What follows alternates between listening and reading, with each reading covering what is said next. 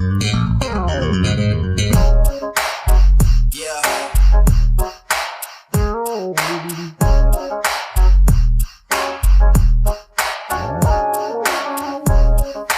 welcome to another episode of Musician Rewind. Today, my guest is special guest Steve Anderson, bassist, songwriter, producer, my old friend.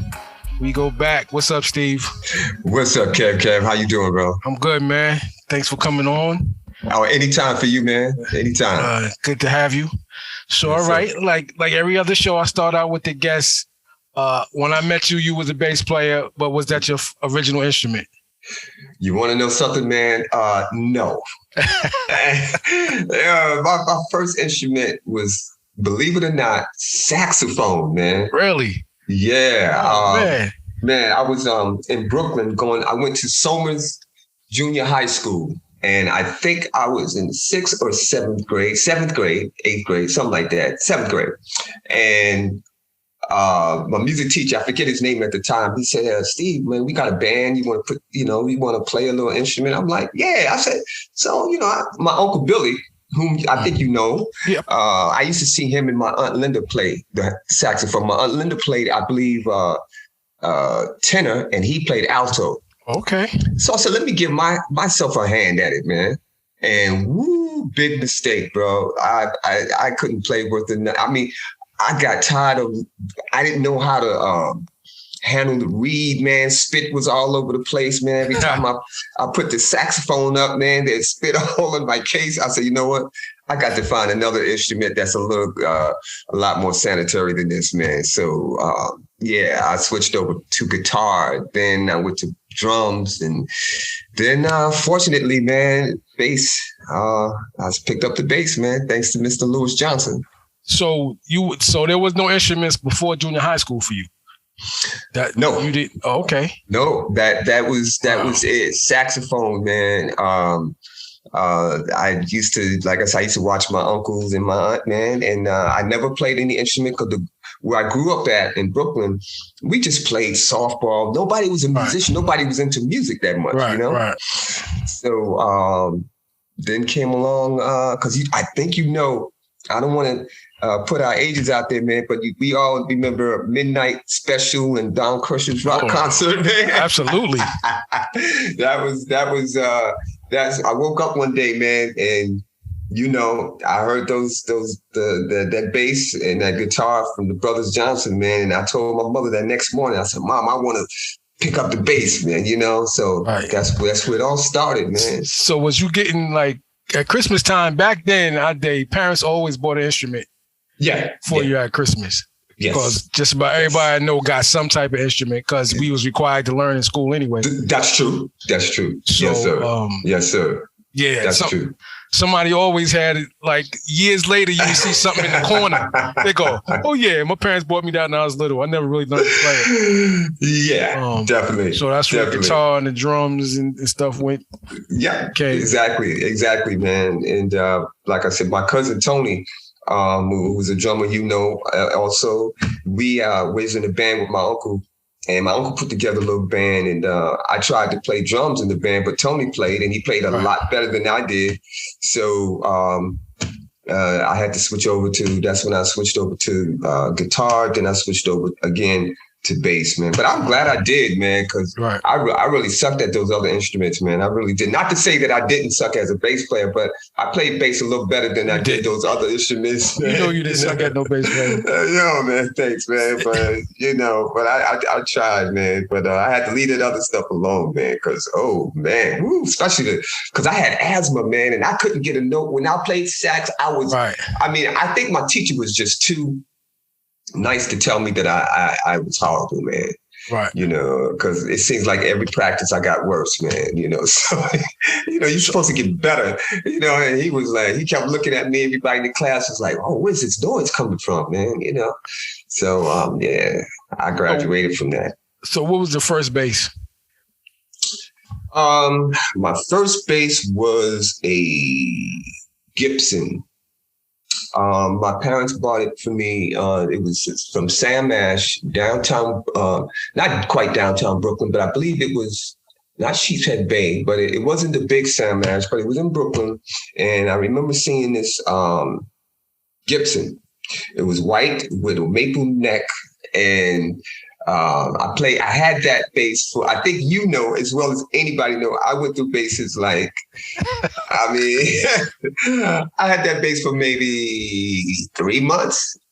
And then, of course, came the Music Man, and that's everything else was the Music Man after that. So that means I met you in 10th grade. So that means you hadn't even been playing bass that long yet.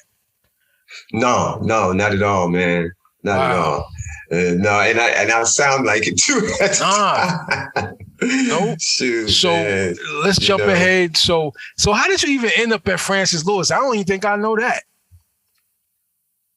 Okay. Well, again, I was living in Brooklyn at the time, and then I was always in Queens at my uncle and aunt's house, always there. So I remember the school year, the following school year, coming up that I think this was like during the summer. So I said to my mom, I said, Mom, since I'm always in Queens, how about I, go to school with Tony? And she said, well, you gotta, may have to live out there because coming from Brooklyn to Queens is going to take a long time. I was like, all right. So we did the necessary paperwork, and next thing I know, man, I'm going to Francis Lewis, man. I was always in Queens anyway, so that's how I ended up at Francis Lewis, because my cousin was going there already, and then our neighbors was going there. Basically, everybody in my cousin's neighborhood went to Francis, either Francis Lewis, August Martin. I forget the other one. But yeah. But I'm glad I did, man, because that's how I met my boy Kevin Harrington, man. Yeah, my thing was I wanted to go to music and art so bad, and okay, I got accepted, and then my mother said no, I can't go. So nevertheless, everything went the way it was supposed to. I got sent to Jackson, which had a great music program, but the school was wild, so I didn't want to go there.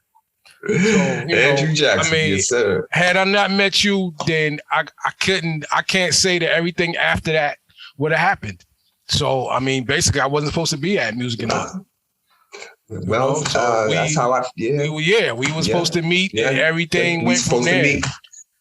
That's right. That's that right. Happened going somewhere else, man. So okay, so we were in the same science class. And I think more than that though. I think did we have the same math class? I think that was later. Our first class was that science class, and then I guess as the semester changed, the spring semester, we ended up having a few classes together. Right. Okay. I thought so. We had a couple of classes after that, but that was the first one. Okay. All right. That I remember. Okay. So that's when everything came, and so that's when I started hanging with you. Yeah. And I started coming over to Tony's house. And yes, sir. That's when we started playing. Now that's right. Me coming from the other side of Conduit, so we had Queens always had the music history. Right. But now you and Tony knew cats that I heard of but never knew them. So like the Aiken brothers, Ricky and all of them. Right. So again, I didn't know Clyde, and so there was still like that whole side that I didn't know of musicians on y'all side down about on that side of Farmers Days and all that. And same here. I didn't. Right. Yeah, I met some cats through you too. So So were you playing with any of them? Was that like going to their rehearsals and stuff like we used to do, Rich and them? I didn't know them like Tony did.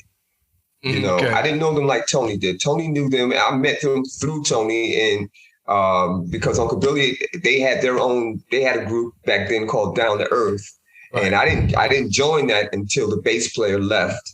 And then he put me in the band, and that's when I kind of like met a lot of the guys. This guitar player we had named Harold.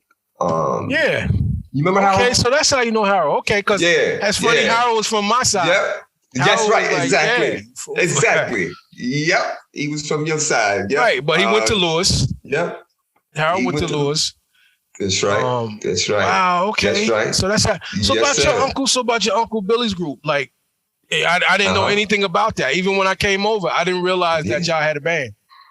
Yeah, he had a band in which he fired me like maybe 8 or 9 times, man, because I didn't want to play the blues, man. You know, so he fired me 100 times, man. But I learned a lot, but still in all, my learning came when I put together Massive Force. And with you, Tony, I think it was like we had like our own Earth, Wind, and Fire back then. Right. You know, we had the 4-horn players, man. I wouldn't snatch everybody from the groups that I knew of. You know, the local cats. You know, like Jason. We had Jason. We had made sure I had you and Tony. And I think I was, when it came to us, man. I think I was the Massive Force was one of the only groups in our time that we had 2 drummers. Right. You know? Right.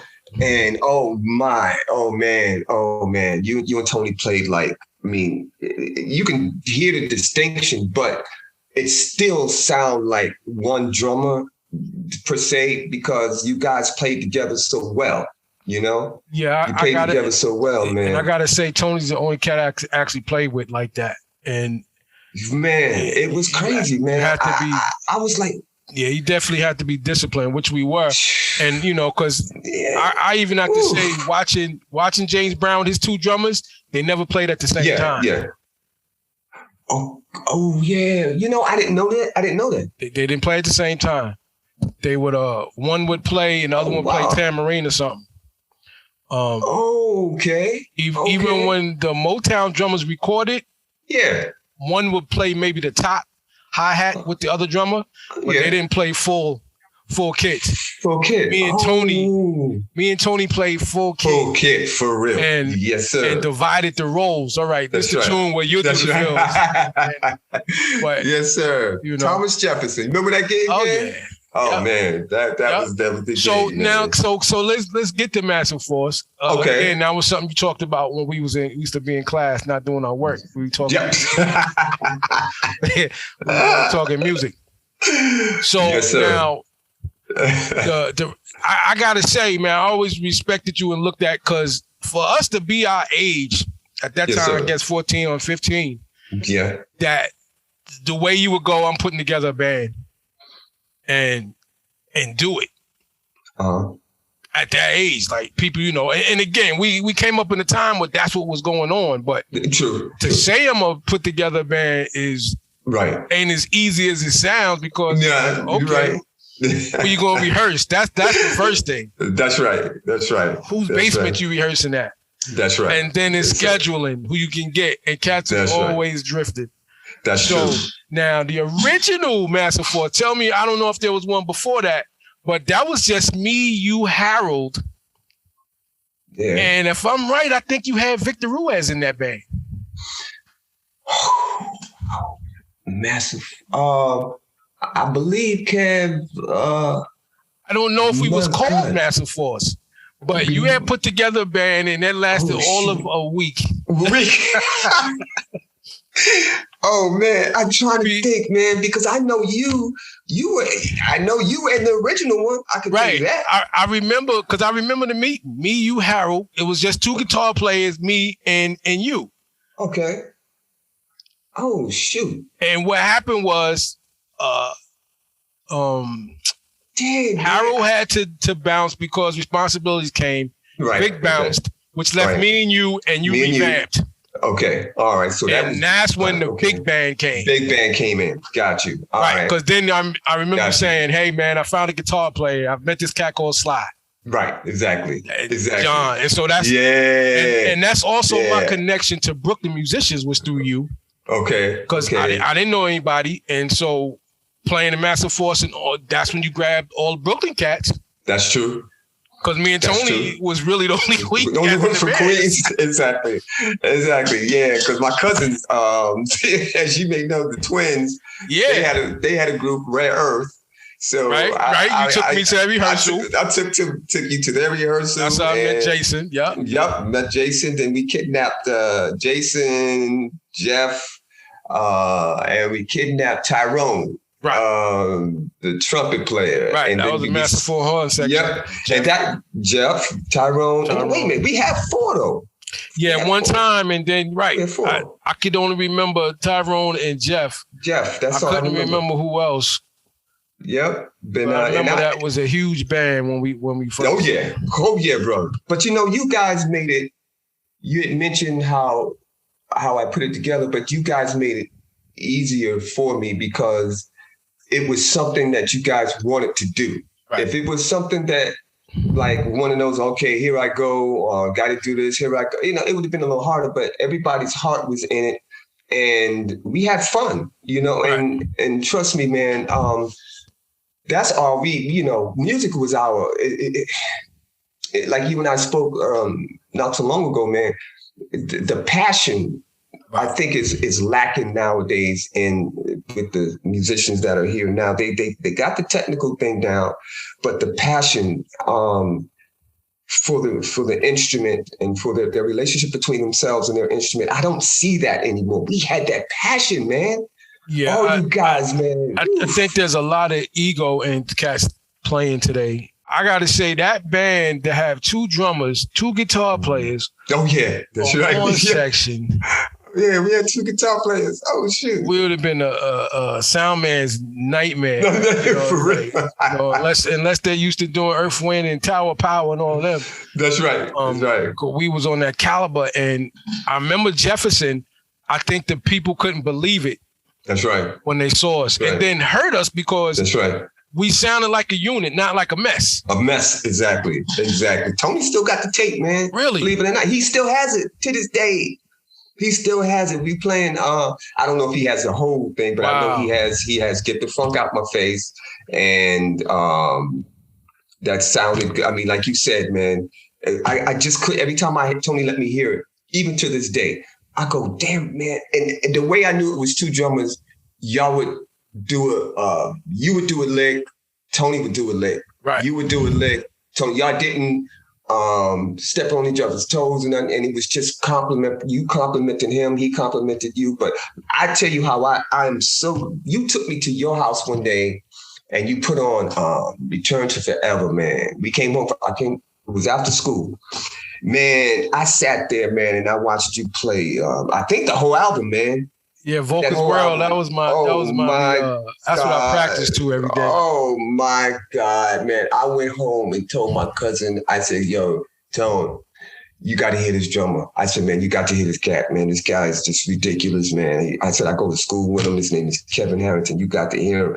I mean, because you were the first one that I heard that was not only your style. Not only were you into the R&B, but you introduced me to a fusion, to the other stuff that I was not listening to, and I was like, yo, this dude is ridiculous, man. And not knowing that all of us have people in our zone, in our neighborhoods that we listen to. Right. It wasn't always the people on the records. We grew up listening to cats around the corner. Like you had said, right. The people that inspired us were people that was just around the corner, man, And but you were one that, even though you played drums, man, but you inspired me to be a better bass player, I mean, and for me, like sometimes we would just get together and play. I gotta say, at that time, most cats was into Graham. True. Right. But when you were the only guy, I think, at that time that I knew that really was Louis Johnson is my man. And there was a difference in the styles. Some is coming, but there was a difference in it. Right. Like, I guess cats now, is like I could never believe how far your hand used to come off the bass. Oh. And I was like, yo, how's he doing that? Like, how was his hand like coming behind his neck. And yet I'm hearing, oh man, you know, and that was just like the craziest thing. Like I had talked to John about that, and I told him, I said, but John, we was 15 years old, man. Yeah, man. You know, I said, that's the thing. We was that age. I said, so like I tell him, so when I see a cat in his early 20s doing, I was like, yo, you sound good. Right. We was 15 and 14 doing that. Exactly, man. It was crazy. It was crazy. You know, man. the fact of at that age we're doing gigs in places we're not old enough to be in. Exactly. You know, man. But, I thought of it like that. And so a club owner going, and you know, and we didn't think about like that. We was excited to have a gig. That's right. But exactly. A club owner's going, I could lose my liquor license putting these kids in here. Right. But you know, we wasn't even thinking. But in his eyes, but they're that good. That's right. They're that good. These are some kids in here I got playing. Yeah. And I got to make sure they don't go by the bar.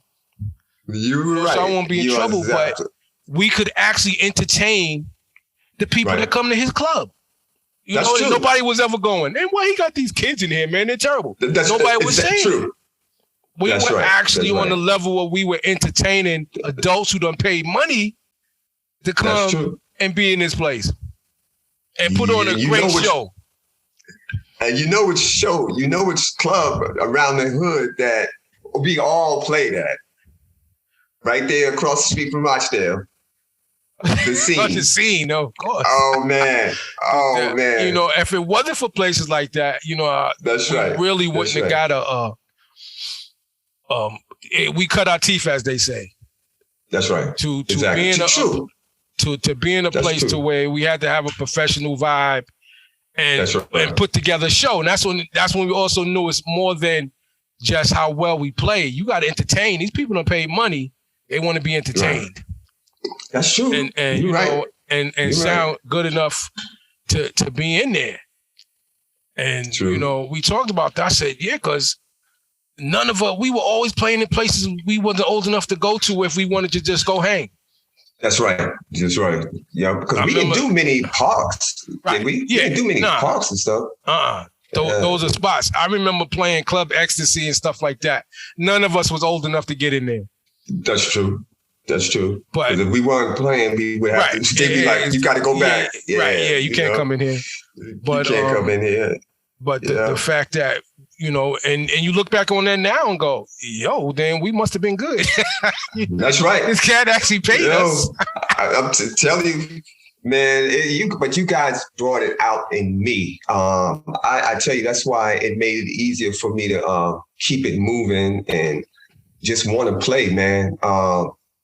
Because it got to the point where I started listening to other music other than what I was drawn to. You know, all of you guys had your own, like, how can I say, music collection, if you will. You guys had your different music collection. Although we all were kind of branded with the R&B funk thing, but you, like I said, you were the first one that kind of like I heard go and do something to me a lot more complicated and just tear it up like you've been doing it for hundreds of years, man. I mean, when I heard you, man, I was like, yo, and then we was in school. I'm trying to think how we came across Uncle Funky, Paul Froley, man. I think we were walking or we heard him play. I saw him play at one of them things they had at school. He was playing at one of the shows. Yep. I remember you coming back to somewhere. I think it was in class. You said, Steve, yo, man, you got to hit his bass player, man. And then I think instead of us going to our next class, we went. I think the music teacher was Mr. Feldman. Yeah. Mm-hmm. Short. Yep.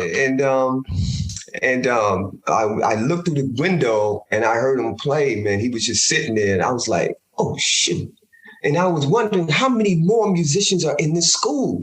And then that's when we met Steve Dorsey. You, Dorsey, and Clyde played at something they was having that night. You remember that? Yes, I do. Yes, I remember. At that. Yes, I do. That's how I met Cheryl Pagey. Because that's how you met her. Okay. Yep, she was one of the background singers. Her, Jewel, Sheila, and it was 4 of them. It was Paigey, Jewel, Sheila, and one more. And then we actually, that's when Massive Force started changing to more of a vocal thing because we added them. Right. Yeah. It moved away from more of an aggressive group to more commercial. Right. Exactly. Stuff. Exactly. Yeah. Exactly. Right. Because then I left, and so so not to jump ahead now. You knew Chris Kello. Like how did where's that connection? Who was you with? Okay. I was with my uncle's group, Down to Earth. Okay.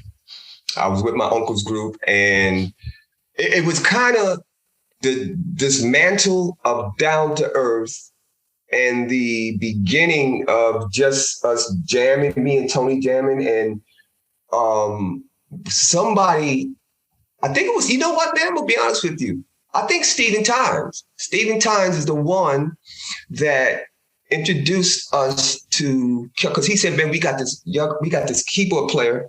We know this keyboard player that you guys may need. So we went to his house, and if you know Kello, you cannot speak to him unless you speak to his mom, Miss Kello. Yeah. Yeah. So we sat down, we spoke to her, and she said, well, let me hear you guys play. So me and Tony jammed with him, I think he played with us. He did about, because Tony again has tapes of that, recordings of those gigs. He played with us for about a year, to be honest with you. Yeah, okay. He played with us for about a year, man. That's how we came across him. And then after him came Bernard, and Bernard was like, rest in peace to Bernard. Yes, sir. I lost him. We lost him, man. Yeah. Yes, sir, man. We played with him. He was like 13, 14. Right. Okay. And I met him through the connection of you, because you introduced me to Warren. Nope. How did I? You introduced me to Warren. I told you. Okay. Yeah. Okay. You told me you met Warren at Chris's. Y'all used to pass each other because he played with so many bands. True. That's true.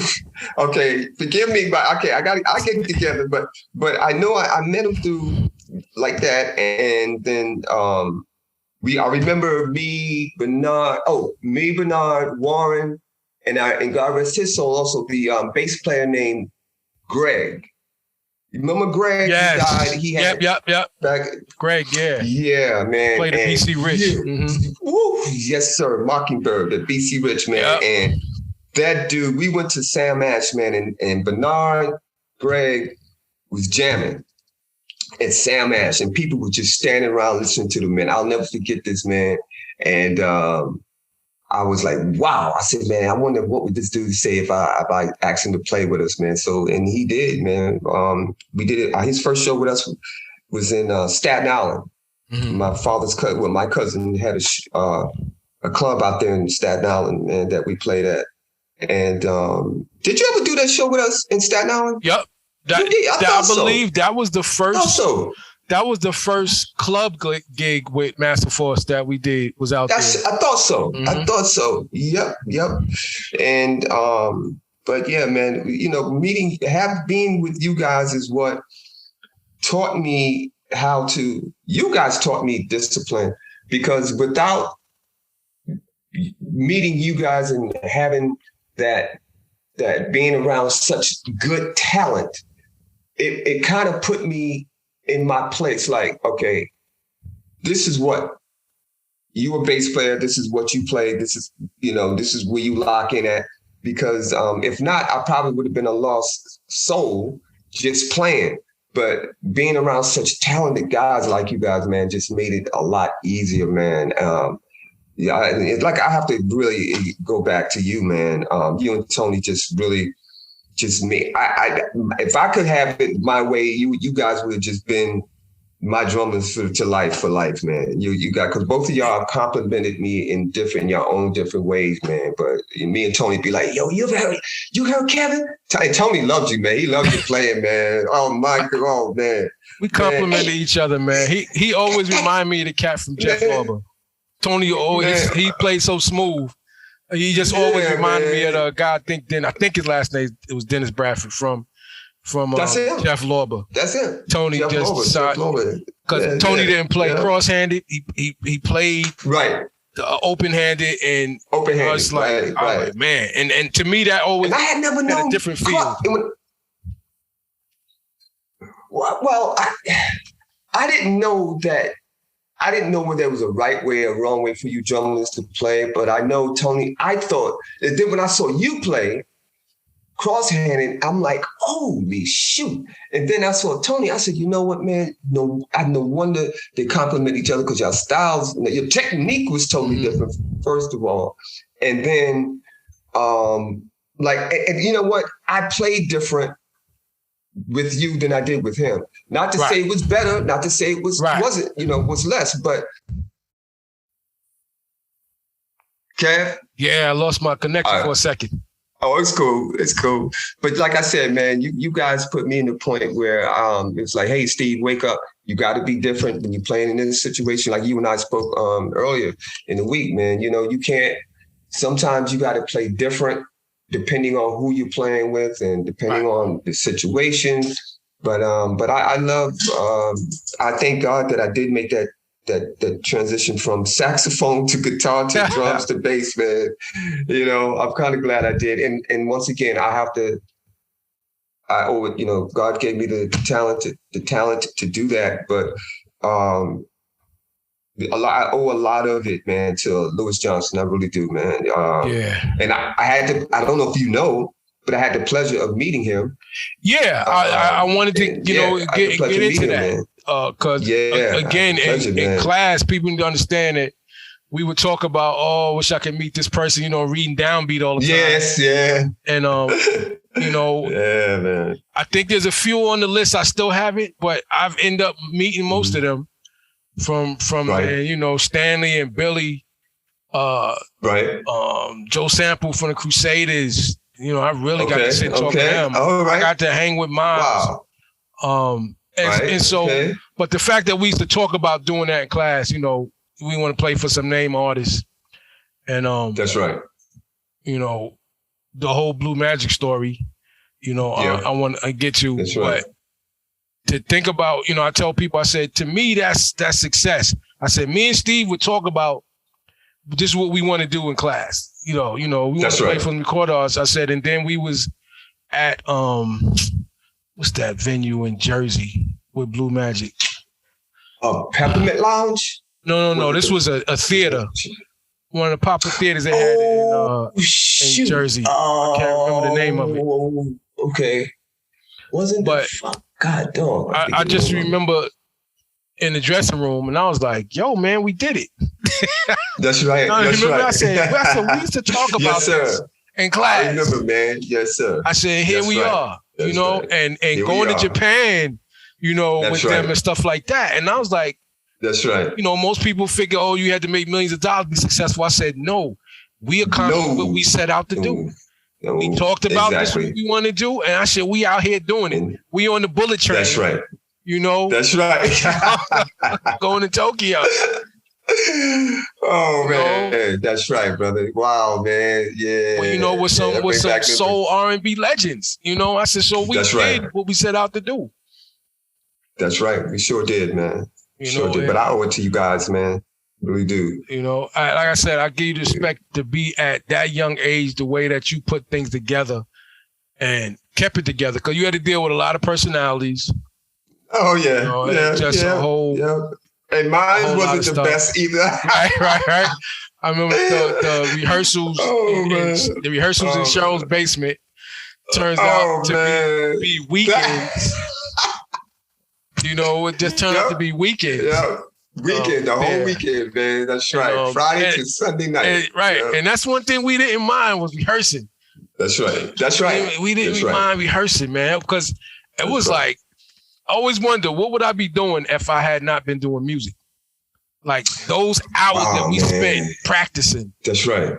What would have been going on? So, yeah. I mean, everybody was good at what they did to be that age. But I mean, to be that age, you're right. We were still kids. You're right, man. Really, we were still kids. I don't think we was paying taxes, man. We were still kids, doing all of that. That's right. Yeah, man. And I miss it. I'm not gonna lie. I miss it no matter what level, be it the beginning, the middle, or the end, man. I miss it very much. I try to keep my feet wet a little bit towards, like write songs and stuff like that, man. But it's nothing like actually playing, man. It's nothing like it. Yeah. When did you start playing with Flavor? Oh man. All right. That was after Massive Force. Right. Yeah, Dave Short approached us, me, Tony, and John, and said, hey, I know 3 young ladies who are singing and they need a band. And so we got with them. And then he said, yo, then he already had a guitar player because I think he had Wayne Jeffrey. Right. And he had a drummer. So he said, yo, man, I know you're playing with that, with that group I introduced you to, but would you like to play in my group? I was like, yeah. So I went to a rehearsal, man. I forget the year, 79, 78, somewhere around there. And I went to the first rehearsal, man. I heard these guys sing. I was like, I'm in, you know? And yeah, it was Wayne Jeffrey, Joey Gigliello, myself. Joey, right? I was the drummer, right? Yeah, Joey, yeah, man. Joey and Dave Short, Lance, Wayne Winslow, God rest his soul, and William Hud. And that's how I got with them, man. And the rest is history, man. That was some fun times, man, with those guys, man. I had never been with four sets of singers like that, right? Yeah, in my life, man. They were great, man. Those guys were just killing. It was killing. That was a great band. I think I remember seeing y'all at the track. Didn't you play with us? No, I never played with you. You never played with us? Oh, okay. Nope. I remember going to see y'all at the track. Oh yeah. I remember the track. Besides the scene, but the scene, yeah. Yes, sir, man. And from that point, like I said, man, I went from there, and it was such a space. Did local gigs with them, and still at the time backing up the 3 sisters, Nisi, Lisa, and Michelle. Right. And but Flavor was definitely my at that time after Massive Force was my priority, man. Right. And so now, how did you end up with Blue Magic? I had just got back from Japan with the saxophone player named Lonnie Youngblood. Oh, okay. I didn't know you played with Lonnie. Okay. Yeah. That was my first time going to Japan. I got back, and Kenny, I know you know Kenny, guitar player. Kenny, talk like this. He used to play with Bert and them. Oh man! Matter of fact, who did Kenny play with? Kenny played with? Well, he played with Bert and Cody. So he was in One Blue Shoe. One Blue Shoe. Yeah, he was in One Blue Shoe for a while. Yeah. All right. And the tall guy. But he approached me one day and he said, "Yo, man, Basic Projects over there where Bert used to live at on Fountain Guy Boulevard." Yep. Mm-hmm. That we was playing basketball, man, and he said, "Yo, man, Vernon. As a matter of fact, Vernon was playing, and he was killing, man." I said, "Who's this left-handed shooter, man?" He was like, "Yo, he was killing us, man." And he said, "Yeah, man, that's Blue Magic, man." He said, "Yeah, I'm gonna introduce you to him." So he introduced me to him, and we sitting there drinking water. He said, "Yo, man, can you tell me you play bass?" I was like, "Yeah." He said, "Well, we need a bass player, And I went to a rehearsal, man. I think maybe 2 or 3 days later, I went to a rehearsal, man. Cause they had I had to fill some serious shoes, man. Cause they had Jerry Brooks Did they? Yes. I didn't know that. Yes. Wow, Yeah. okay. Yeah. They had Jerry Brooks, man, playing bass, man. And so I was like, wow, man. So I you know, I went to that rehearsal and I stayed 16 years, man. Wow, I didn't know 15, you was with him 16 that long. years. Wow. Yeah. So who was in the band? Was Wasi already playing when you got in? Wasi was already there. The Travis Milner, keyboard player. Yep. Kenny on guitar. We had another keyboard player because they always had two. I think it was Brian Williams. It was either Brian or was it Rory or was it? I know we always had two keyboard. We had to have two keyboard players, and yeah, that's basically it. Yeah, that's basically it. And aside from the singers, right? You know, and then from there on, you know, I just kept getting. When musicians would leave, I would replace them, and that's when I called you, Bert, Clyde, who else? Mike McConnell, Kevin. Let's see, no, did Kevin Williams play? I'm not sure. Kevin Williams played with us. I'm not sure, but I know Kevin Williams played with Flavor at the time. But yeah, that's how I got with Blue Magic, and then from Blue Magic. I went to Manhattan's, then back to Blue Magic again. Wow, when did you go to the Manhattans? I can tell you what, my first gig with them was in Japan in 2005. Wow, January, okay. Martin Luther King's birthday, we went to Japan. We stayed a week. Yep. Okay, of course, Justice was there. Justice was there. Because Justice been there since 90. Justice been there 90, I think, yeah. No, man, he been there before then. Really? Justice been, yes, man. When I was there, Justice was there for like 20-something years. So, yeah, because we was in Japan at the same time. We went to see them.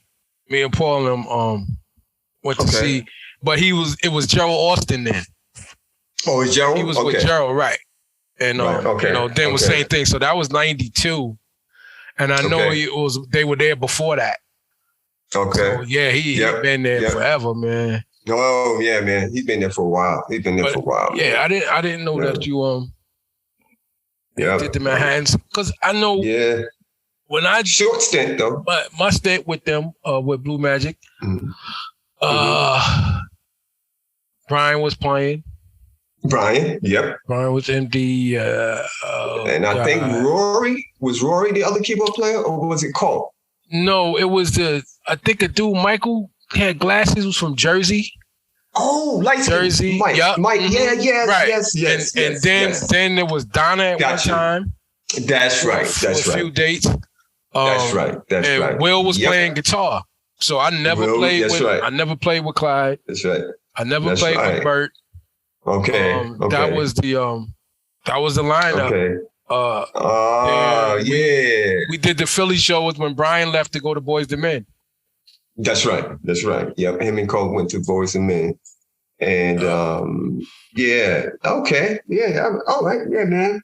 Wow, man. You bring back some memories now, man. Wow. But yeah, like I said, I went with the Manhattans and I stayed with them for about it wasn't even quite a year.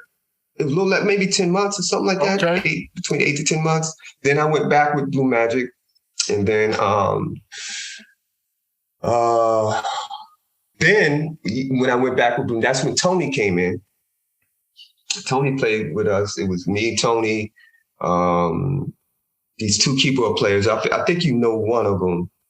I forget their name, man. But it was me, Tony, Mike McConnell on guitar, and the two keyboard players. That was that unit.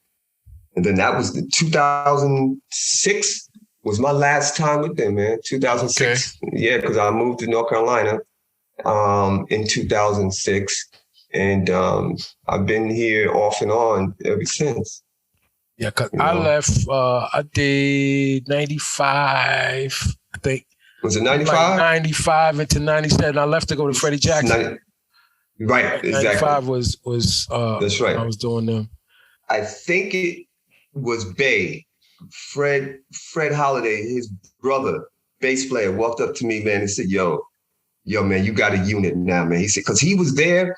He was either that gig or I forget, because I remember you was doing sound check, man. And I forget where we were. And he was like, bass said, yo, who's that drummer? I said, that's my boy, man, Kev from Queens, man. He said, yo, man, y'all got a unit now, man. He said, don't leave this unit. He said, yo, this unit is nice. And but yeah, that the hit we did in Japan was hot, man. It was hot. I knew right then. I was like, yeah, this is the unit right here. My first gig with Blue Man, we played in Atlanta. The Fox, was it the Fox Theater? Yep. Fox Theater. Fox Theater. Yeah. And I'll never forget because Stylistics was one that showed the Shy-Lights. Okay. Usual. Okay. And the Stylistics MD offered me the gig that night. Really? I thought he was playing. He said, hey man, you want this gig? I just thought he was just playing, man. I was I said, I'm good, man. Do you know the next, I think we did Detroit or something with them, and they had another drummer. Oh, shoot. I said, yo, I thought you was playing. He said, nah. I was like, because the way he said it, he's like, hey, man, you want this? Yeah. No, I thought he was playing because he knew that this was my first gig with Blue Magic. Blue Magic, right. You know, when he said that, I just thought he was playing around. But I was like, oh, man, they did get another drummer. Oh, brother, man, let me tell you, who did that to me? The Whispers. The Whispers did that to me. We was at a gig. We was in St. Louis. The bass player, older guy at the time. I mean, he was the bass player for many years. I know just who you talking about. Yeah, man. And Grady, remember Grady, the keyboard player? He was the MD for the Whispers. And the bass player got there late or something, and I had to play 2 songs at the sound check. It was only at the sound check. Right. And okay, all right. Now I'm getting it confused because this happened when I was with the Manhattans. Okay, right. This happened when I was with the Manhattans. The bass player got stuck in bad weather, and I had to play Rocksteady, and I had to play And the Beat Goes On. Okay. And then next thing I know, I'm playing and I can't hear myself no more because they unplugged me. They did it so smooth. They unplugged the bass player in. Oh, okay. And I turn around and he's standing there. And I'm like, okay. So I eased on, you know what I mean? Right. And so that's how that happened. But Grady said, hey man, you want this gig? I was like, yeah, right. Right. I did like you. I was like, that was my attitude. Like, right. Yeah, all right. Yeah. Like, yeah. Not knowing. Wow. Man, was Richie playing drums? Oh shoot. Was Richie playing drums? Yes. Yeah, he's a killer, man. Oh my gosh, that dude is so bad. Richie was playing. He was playing. But you know what? I'm gonna tell you that night is the night that he told me and Justice, he was like, look, I'm leaving. And he was like, yo, him and the saxophone player. He was like, yo, I'm tired. I've been doing this for years, man. He said, I got a son and, I want to see my family, man. And next thing I knew, we played with them again. He was still there. And then we played with them again and he had left. He had finally left. People can only, the places you and I have been, man, I know some people haven't even, I know some people in North Carolina, man, have not even been out of the state of North Carolina. Yeah. And here, and here it is, you and I have been around the world, like, especially you more than me, but, we've been around the world, man. Oh, speaking of us, do you remember the group Expenses Paid? Expenses Paid, no. All right, that was the name. That was us, me, you, Draco, Legia. Oh my goodness! we did the Wow. audition for Japan. Yep. Wow. And I sent it to Tommy. You remember Tommy and Marvin, right? From the Office of Club? Yes. Them two crazy, them two idiots. So I sent it to Marvin. No, not Marvin. Tommy. Tommy was more the he was not the Tommy was more the serious one. Right. And he was an African. He was an African one. And I sent him. I thought he was just joking. I sent him a DVD of us. Yo, man, he gave it to the promoter, and do you know they called me? They called my mother's house, and this is when my mom and them was living on Queens on Francis Lewis Boulevard. Mm-hmm.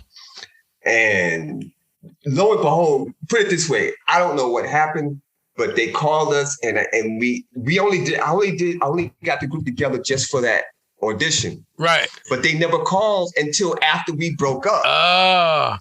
But they had called us, man. I was like, oh. And you know what's crazy? Man, I remember him saying that because it was also a cat there, Sammy or something.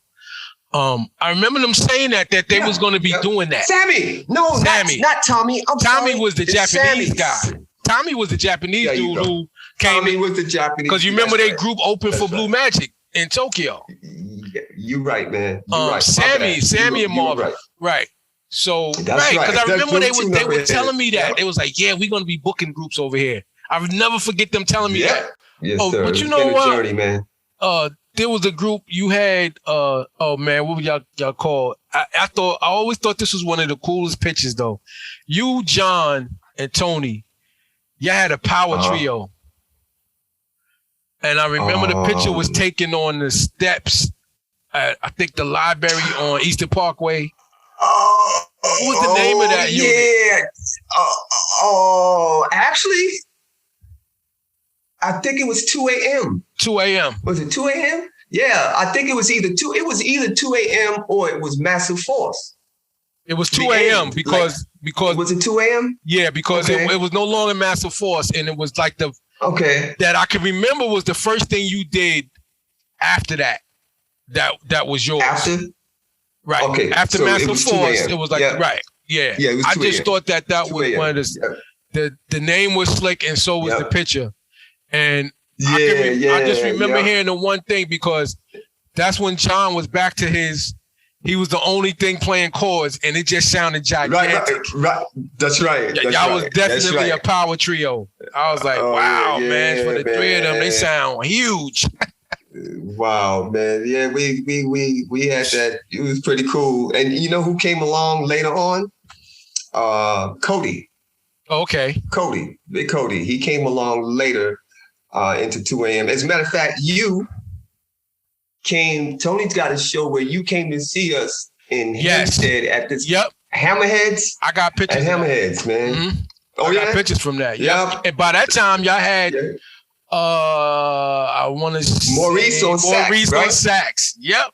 Maurice on sax. Yeah. And you know what else we did? We did that recording out at Five Towns College. Oh, shit. You remember? We recorded like 3 songs. Oh, shit. Wait a minute. Because I think that was the first time. Now. Yep. And we did that because somebody needed it for their grade. Somebody I knew was going there. He was an engineer and he had to have something. I remember now. It was one of John's friends, a light-skinned cat named Steve. His name was Steve also. Okay. I just remember that he needed him for a grade. So we was out there recording him too because I remember Maurice. That's right. Yeah. That's right. Yeah, man. Oh, shoot. That's right. Yep. Wow, man. Pictures from man.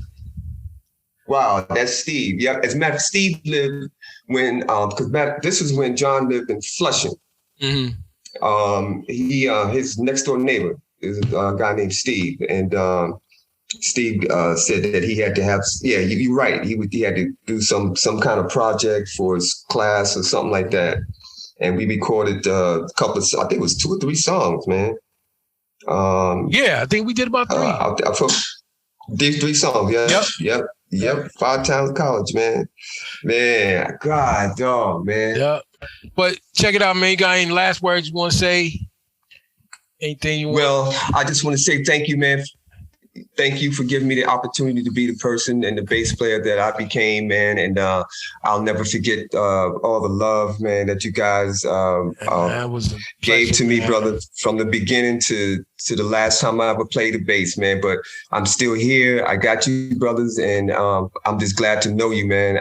I'm just glad to know you as not just a musician, man, but as a friend and brother, man. I appreciate it, man. And that goes both ways. You know? I tell people, had I not met Steve, then a lot of this stuff would have never opened up to me, because through you, I met other people that, open up other stuff. So it all was supposed to happen.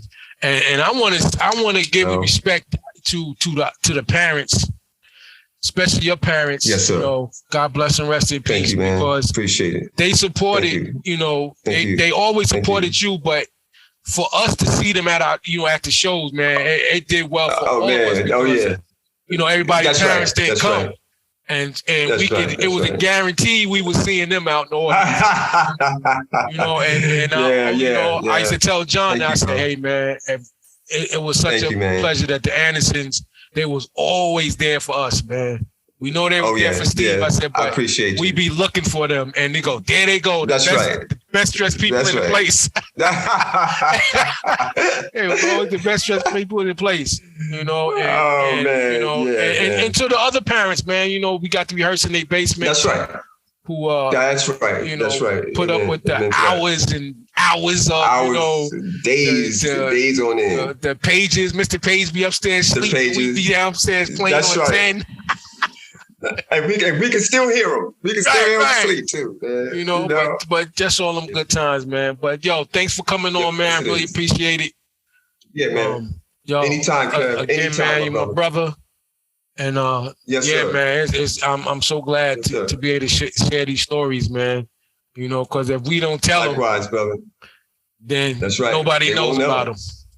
That's right. That's right. Yep. So, all right, we're gonna wind this up.